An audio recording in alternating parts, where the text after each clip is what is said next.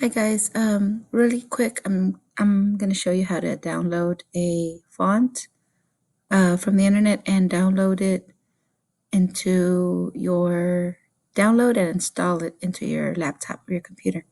Okay, so I would go to Google and just type in cute free fonts or anything with fonts.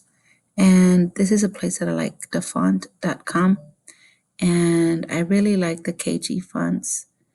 Let's pick one. This one, the Lego house. That's one that I have at the house, okay? At my house. Okay, so you would go to download the font and it's going to start downloading down here on the bottom left. Once it's done downloading, you just open it up. And before we could use anything that we download, that's a zip file. We have to unzip it, extract it all. So I'm going to click on extract all. It'll open up a new window. And now this one is one that I could use right here, the one with the little white sheet of paper with the tiny little blue little A right there. That's the font. We're going to open that up. This is just showing you what the font looks like. And if we do want to install it, we just click here, install. And once it's real quick. Once it's done and it's grayed out right here, it's like faded out.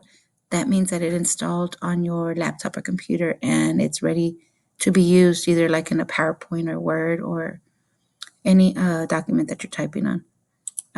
Let's go see if it worked. Okay, so I'm gonna close this up real quick. I'll lower that.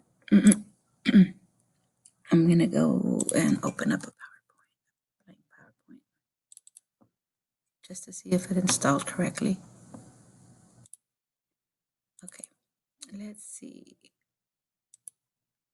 KG, I think it was the Lego, KG Lego house. Here it goes. So, yep, that's it. It worked. And that's how you download and install a font. Hope that helps you.